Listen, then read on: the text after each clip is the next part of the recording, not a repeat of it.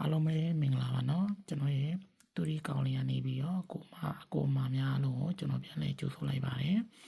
မနေ့ပြန်တနင်္လာနေ့မှာအားလုံးပေါအောင်လို့ကျွန်တော်အကောင်းဆုံးကြိုးစားပေးလိုက်ပါတယ်ပေါ့နော်ကနန်းနေဆုံးနဲ့အကောင်းဆုံးနဲ့ထုတ်ကွက်ဝင်အောင်ကျွန်တော်အကောင်းဆုံးကြိုးစားပေးလိုက်ပါတယ်ဒါဆိုရင်ကျွန်တော်တို့လူရင်းတို့ရှင်တွေကျွန်တော်တို့တွားလိုက်ပြီပေါ့နော်ဆိုင်ကိုကျွန်တော်တက်ဆိုင်ကိုဒီမကြိုက်တဲ့သူတွေကတော့ကျွန်တော်အောက်ကွက်ကိုရင်တော့ပြလိုက်ပါတော့အောက်ကွက်ပြပြီးတော့မှကျွန်တော်တက်ဆိုင်တွေကို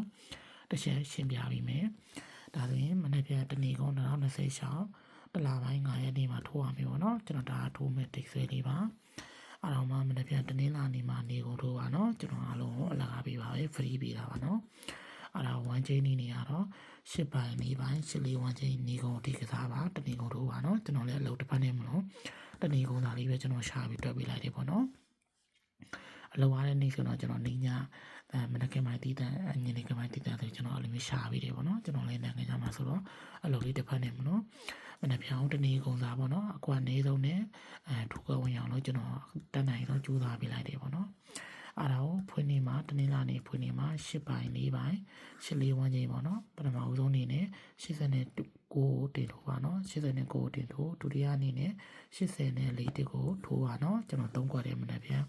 ်တနေ့လာနေတော့ကျွန်တော်3ခွက်တယ်ရှာပြီးလိုက်တယ်ပေါ့နော်လာမယ်ဆိုရင်10တလုံးမှာ10ကလာမယ်ဆိုရင်ထိုက်ပေါ့နော်နှစ်ခုလုံး10ကော4ရောလာမယ်ဆိုရင်ထိုက်ပါနော်10ကပဲလာ4ရပဲလာနှစ်ခုလုံးလာမယ်ဆိုရင်ထိတ်စီနဲ့လာနိုင်ဖို့များပါတယ်ဒါဆိုရင်မနေ့ကဖွင့်နေတော့ဒီအော်ကောလေးကိုကိုရီမာလေးစကွန်ကြောရိုက်သွားပေါ့နော်ဒါဆိုရင်ကျွန်တော်တို့ top side ဒီဘက်ကိုတစ်ချက်သွားမယ်ဒီ3ခွက်ပဲထိုးပါနော်3ခွက်ပတ်တီသမားချက်တဲ့သူကတော့10ပတ်တီကိုကစားပါဒါဆိုရင်ကျွန်တော်အော်ကောလေးကိုတစ်ချက်ရှင်းပြပေးမယ်အောက်ကကဒီ9ရယ်9ရယ်6ရယ်3လုံးပေါင်းကြီးဒီ8ရယ်ပါပါဒီ9ဒီ5ဒီ1ချင်း9လုံးပိုင်းပေါ့နော်အဲ့ဒါ50ဆိုပြီးတော့ထွက်တယ်အောက်ကပြမှာလည်းအတိုင်းပဲ2ရယ်3ရယ်5ရယ်3လုံးပေါင်းချင်းဒီ3ရယ်ပါပါဒီ9ဒီ3 9ဒီ1ချင်း9ဒီ9ပိုင်းပေါ့နော်အဲ့ဒါမှ9 5ဆိုပြီးထွက်တယ်ဒီအောက်ပြမှာအတိုင်းပဲ1ရယ်9ရယ်3လုံးပေါင်းချင်းဒီ9ရယ်ပါပါဒီ8ဒီ8ဒီလုံးပိုင်းပေါ့နော်8လုံးပိုင်းအဲ့တော့မှဒီလာမယ်ဆိုရင်ထိပ်ပေါ့နော်အဲ့တော့မှရှင်း9ပိုင်းချင်း8လုံးပိုင်းဒါဆိုနောက်တစ်ဆိုင်ကျွန်တော်ထပ်ပြမယ်ဒီခွန်ရဲ့9ရဲ့ဒီခွန်ရဲ့3လုံးပေါင်းချင်းဒီ9ဒီ9ဒီတနည်းကုန်လုံးပိုင်းပေါ့နော်ဒီမှာတနည်းကုန်ဒီမှာ6လေးဆိုပြီးတော့ခြားတယ်ထိပ်စီးနေပဲပေါ့နော်6လေးထိပ်စီးနေ6ပိုင်းထွက်တယ်4ရဲ့2ရဲ့3ရဲ့3လုံးပေါင်းချင်းဒီ9ဒီတနည်းကုန်လုံးပိုင်းပေါ့နော်အဲ့တော့မှဒီမှာ6ထိပ်နေပဲ9 5ဆိုပြီးတော့ခြားတယ်အကေမနေ့ကတိုင်းလာနေမှာကြားမယ်ဆိုရင်လည်း3ညရဲ့1ရဲ့ခွန်ရဲ့3လုံးပေါင်းချင်းဒီ8ဒီလုံးပိုင်းတနေ့ကုန်ထိပ်စီးပဲပေါ့နော်ဒါသိကျွန်တော်ဆောနာရှင်5ဝန်းကျင်ရသွားပြီဒီမှာ10ပိုင်းတစ်လုံးရသွားပြီဝန်းကျင်တစ်ခုတူသွားပြီပေါ့နော်ဒါဆိုနောက်တစ်ခုကိုကျွန်တော်ထပ်ပြီးတော့သွားမယ်ဒီက4ပေါ့နော်ဒီ4တစ်လုံးဒီညီကိုပေါ့နော်4ပြီး5လာမယ်ဒီ4ပြီး5 4ရဲ့ပါဝါ9ဒီ5 9ဒီနေကုန်ဝန်းကျင်နေကုန်ဆွဲရပြီပေါ့နော်အဲ့တော့မှဒီမှာ50ဆိုပြီးတော့ဆွဲတယ်9လေးဆိုပြီးတော့ရိုက်တယ်ထိပ်စီးဒီနေပဲပေါ့နော်ထိပ်စီးနေပဲရိုက်သွားတယ်ဒီမှာနောက်တစ်ပြင်မှာလည်းအဲ့တိုင်းပဲဒီ4ပေါ့နော်4ရဲ့ထက်ကကြီးက9 4ပြီးတော့5ပြီးတော့4ရဲ့ပါဝါဒီ9ဒီ5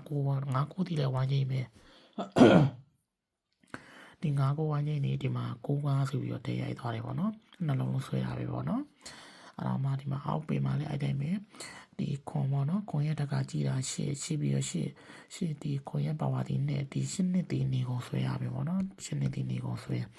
အားလုံးမှကျွန်တော်7နှစ်ကိုဘာလို့ဝိုင်းချင်းမြွတ်တယ်ဆိုတော့8 3လုံးတူသွားလို့ပေါ့နော်ဒီမှာ9 8ဝိုင်းချင်းဒီမှာခွန်8နှစ်ကြီး8နှစ်ကြီးဒီမှာ8လုံးပိုင်းတော့ကျွန်တော်မနှက်ပြအောင်ဒီမှာ8က3လုံးတူတော့8လုံးပိုင်းနေလဲကျွန်တော်ကောက်လိုက်တယ်ပေါ့နော်ဒါတော့ကျွန်တော်တို့နောက်ကတ်တီးလေးကိုထပ်ချပြမယ်ပေါ့နော်ကတ်တီးဒီဝိုင်းချင်းကြီးထွက်လာပြီကျွန်တော်တို့ကတ်တီးမှာ9တူတယ်9တူတယ်ဒီမှာ9ထိပ်ဆွဲတယ်9ထိပ်ဝင်နေပေါ့နော်အောက်မှာလိုက်တယ်မဲ့9တူတယ်9တူတယ်တော့ဒီမှာ9ထိပ်နဲ့9 5ဆိုပြီးရိုက်တယ်ဒီရောကပြင်မှာလဲကတ်တီးရမရသေးမှာ8 3လုံးတူသွားပြီကျွန်တော်တို့ဘာနဲ့တော့ကတ်မလဲကတ်တီးမရသေးပေါ့နော်ဒါဆိုကျွန်တော်ကတ်တီးရှာပေးမယ်ဒီနှလုံးပေါင်းခြင်းပေါ့နော်8ရယ်9ရယ်နှလုံးပေါင်းခြင်းဒီ3ရယ်နှစ်ခါဒီ9ဒီမှာ9ဒီတူကကြောင့်မနှခင်ပိုင်းဒီသားပေါ့နော်3ရယ်နှစ်ခါ9ဒီ9ပိုင်း9ပိုင်းဒီမှာ50နဲ့ထွက်သွားပြီပေါ့နော်50ဆိုပြီးရိုက်သွားတယ်ဒီအောက်ကပြင်မှာလိုက်တိုင်းပဲ8ရယ်9ရယ်နှလုံးပေါင်းခြင်း3ရယ်နှစ်ခါဒီ9ဒီမှာ9ပိုင်းပေါ့နော်9ပိုင်း9 5ဆိုပြီးရိုက်တယ်ဒီမှာ9ရယ်5ရယ် တည့်ရဲ့နှလုံးပေါင်းကြီးဒီ6ရဲ့နှစ်ခါဒီ9ဒီ9ဒီရိုက်မယ်ဆိုရင်မနေ့ကတနေ့လာနေမှာ9တလုံးမှရိုက်နိုင်တယ်ပေါ့နော်ဒါတပင်ပေါ့နော်9ပင်နောက်တစ်ခါစင်လူရိုးမှလည်းကျွန်တော်9တပင်အောင်ထပ်ရှာပြီးမယ်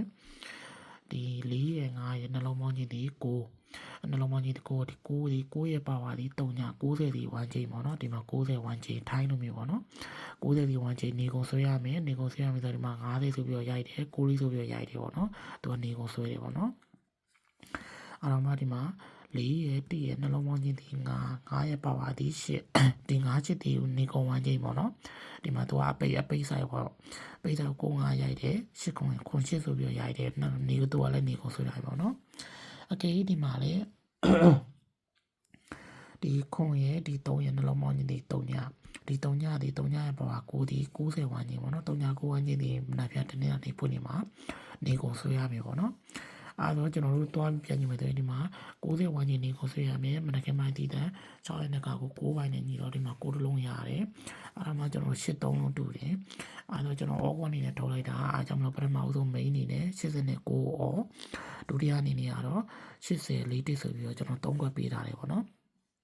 ပုံမှန်ဆိုရင်စိုက်ရဆိုရင်80နဲ့89နဲ့80နှစ်ကွက်တယ်ပေါ့နော်ဒီ4တစ်ကကျွန်တော်ဘာကြောင့်ပေးရလဲဆိုတော့သူကစိုက်လေးကြည့်လို့ပေါ့နော်တနည်းကုန်တစ်ခွက်ကောင်းစိုက်လေးပေါ့တကောကောင်းဆိုင်လေးကျွန်တော်သိချင်အောင်ကျွန်တော်ထပ်ပြရင်ဗီဒီယိုဆုံးနေကြည့်ရဆိုတော့နားလည်ပြီပေါ့နော်ဒီတကောကောင်းဆိုင်လေးရဘယ်လိုမျိုးလဲဆိုတော့ဒီနှလုံးပေါင်းခြင်းပေါ့နော်9ရဲ့နှလုံးပေါင်းခြင်း3ညဒီ3ညရဲ့ဘဝ9ပိုင်းနဲ့ဒီနှလုံးပေါင်းခြင်းပေါ့နော်နှလုံးပေါင်းခြင်း9ရဲ့ဘဝ3ညပိုင်းနဲ့90ဆိုပြီးတော့တကွက်လေးရိုက်တယ်အဲ့အောက်ကပြင်မှလည်းအဲ့တိုင်းပဲနေပေါ့နော်ဒီ1ရဲ့နှလုံးပေါင်းခြင်းနဲ့2ရဲ့ဘဝဒီခွန်တလုံးပိုင်းရဲ့ဒီက4ရဲ့နှလုံးပေါင်းခြင်း9ရဲ့ဘဝ8တလုံးပိုင်းရဲ့ခွန်8ဆိုပြီးတော့ဒီမှာတကွက်လေးရိုက်တယ်ပေါ့နော်ဒီမှာတနည်းကုန်ပေါ့နော်ဒီမှာမနေ့ရိုက်တယ်ဒီမှာညနေရိုက်တယ်ဒီမှာလည်းအကေးဆက်ရိုက်မယ်ဆိုရင်ဒီ6ရဲ့3ရဲ့နှလုံးပေါင်းခြင်းဒီ9ရဲ့ဘဝဒီ9ရဲ့ဘဝဒီ4တလုံးပိုင်းပေါ့နော်ထိပ်စီနဲ့သူက4ထိပ်အဲ့တော့မှခွန်ရဲ့6ရဲ့နှလုံးပေါင်းခြင်းဒီ3ရဲ့ဘဝဒီ1ပိုင်းနဲ့4တစ်ဆိုပြီးတော့နော်4ပိုင်း1ပိုင်းနဲ့အကေးရိုက်မယ်ဆိုရင်သူကစုံတွဲတာပေါ့နော်တကွက်ကောင်းဆိုင်လေးပေါ့အားကြောင့်မလို့မနေ့ကတနည်းကုန်လုံးမနေ့ကလည်းထွက်နိုင်တယ်ညနေကလည်းထွက်နိုင်တယ်အားကြောင့်မလို့ကျွန်တော်4တစ်တကွက်ကိုထည့်ပေးတာပေါ့နော်လုံးမအနေနဲ့အားကြောင့်မလို့1ရှင်းအနေနဲ့84ဝန်းကျင်ပထမဦးဆုံး89ရောဒုတိယအနေနဲ့84တကောရောပတ်တင်းနေနေတော့8ပတ်တီပေါ့နော်အဲ့တော့မှမနေ့ပြန်တတင်းလာနေဖွင့်နေမှာနေကုန်ထုပေါ့နော်နေကုန်တိတ်ဆွဲနေနေရတော့2026တလပိုင်း9ရက်နေ့တိတ်ဆွဲနေပေါ့နော်အဲဆိုတော့ကျွန်တော်ရဲ့ဒီ2D ဗီဒီယိုလေးကိုကျွန်တော်ကိုရီးမားရဲ့နားလေးကိုလည်းရှင်းပြပေးသွားပြီဆိုတော့တိုင်းတဲ့ကိုမာများ like and share လေးနဲ့ကူညီပေးဖို့ကျွန်တော်မေတ္တာရက်ခံပါတယ် Facebook အကိုများလည်း follow လေးလုပ်ထားပါတော့ YouTube အကိုမာများလည်း like and subscribe လေးလုပ်ထားဖို့ကျွန်တော်မေတ္တာရက်ခံပါတယ်ဒါဆိုရင်ဖွင့်နေမှာအားလုံးကံကောင်းကြပါစေလို့ကျွန်တော်ဆုမကောင်းတောင်းပေးလိုက်နေကျွန်တော်ဗီဒီယိုလေးကိုဒီမှာပဲညှိနှိုင်းလိုက်ပြီပေါ့နော်အားလုံးပဲကံကောင်းကြပါစေ bye bye